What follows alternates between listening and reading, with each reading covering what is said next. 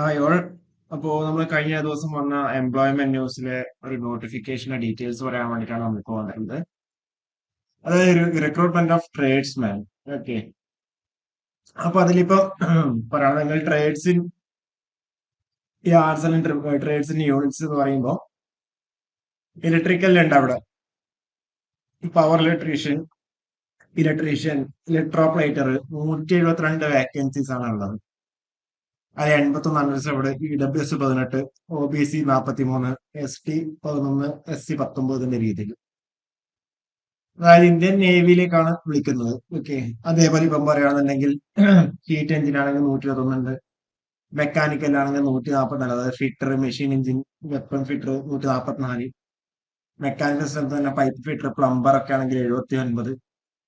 Okay. അങ്ങനെ എല്ലാ ട്രേഡിലേക്കും India അവരോട് വിളിച്ചിട്ടുണ്ട്. ടോട്ടൽ പറയുമ്പോൾ 1266 വേക്കൻസീസ് ആണ് നിലവിലുള്ളത്. ഓക്കെ. അതുകൂടാണ്ട് ഏതൊക്കെ യൂണിറ്റിലേക്കാണെന്നുള്ള കാര്യം അവിടെ പറഞ്ഞിട്ടുണ്ട്. അപ്പൊ ഇനിയിപ്പം നമുക്ക് അപ്ലൈ ചെയ്യേണ്ട ഡേറ്റ്, അതേപോലെ നമ്മുടെ എക്സാമിന്റെ സിലബസ് കാര്യങ്ങളൊക്കെ എന്തൊക്കെയാണെന്ന് എല്ലാവരും നോക്കാം. അതേ പിന്നെ ക്വാളിഫിക്കേഷൻ നമുക്ക് നോക്കാം. Matriculation or equivalent from A recognised institute or board with knowledge of English, should have apprenticeship in training in trade or mechanic or equivalent with 2 years regular service in the appropriate technical branch of the army, navy or air force. Okay. അതായത് 2 years regular service in appropriate technical branch of the army, navy, air force ഇതിൽ പറയുന്നത്. അതായത് apprenticeship ചെയ്തിട്ടുണ്ടാവണം എന്നുള്ള രീതിയിലാണ് അവരോട് ഉദ്ദേശിച്ചിരിക്കുന്നത്. Okay. അവർക്കാണ് എന്ത് ചെയ്ത് അപ്ലൈ ചെയ്യാണ്ട് പറ്റുന്നുണ്ടാവുക.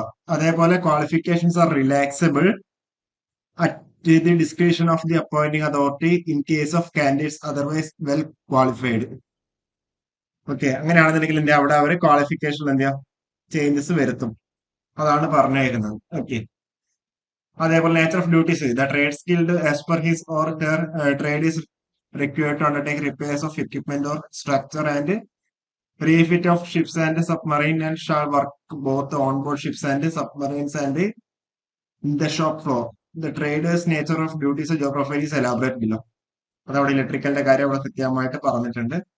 റീവൈൻഡിങ് of all electrical rotary machines including generators, converters, motors, armatures, transformers, etc. also responsible for repairs in ship floors and inset of stators, rotors, armatures, dynamos, ignitors, and tacho generators, DC motors, etc. Also required to undertake in electroplating activities, that is hard chrome, nickel, copper, tin, zinc, and electroplating, and commissioning capacity test of different types of low power batteries. അതൊക്കെയാണ് duties and റെസ്പോൺസിബിലിറ്റിയിൽ പറയുന്നത്. ഇനിയിപ്പോ നമ്മളെ qualification പറഞ്ഞു. അതേപോലെ എക്സാമിനേഷന്റെ scheme of written എക്സാമിനേഷന്റെ കാര്യമാണ് പറഞ്ഞിരിക്കുന്നത്. General intelligence reasoning 30 mark, general awareness 20 mark, quantitative aptitude 30 mark, English language 20 mark, total 100 മാർക്കും 2 മണിക്കൂറാണ് ഉള്ളത്. അതിന്റെ ഡീറ്റെയിൽഡ് സിലബസ് എവിടെയുണ്ട്? ജനറൽ ഇന്റലിജൻസ് റീസണിങ്ങിന്റെ, ജനറൽ അവയർനെസിന്റെ, QA ഇംഗ്ലീഷിന്റെ ഡീറ്റെയിൽഡ് സിലബസ് അവിടെയുണ്ട്. ഏജ് ലിമിറ്റ് പറഞ്ഞത് 18 തൊട്ട് 25 വയസ്സ് വരെയാണ് അവിടെ ഏജ് ലിമിറ്റ് പറഞ്ഞത്. അതുപോലെ 3-5 വർഷങ്ങളിൽ age relaxation corresponding OBC, SST കാൻഡിഡേറ്റ്സിന്റെ കേസിൽ, PWD കാൻഡിഡേറ്റ്സിന്റെ കേസിൽ 10 വർഷം അവിടെ ഏജ് റിലാക്സേഷൻ കാര്യങ്ങളുണ്ട്. ഓക്കെ.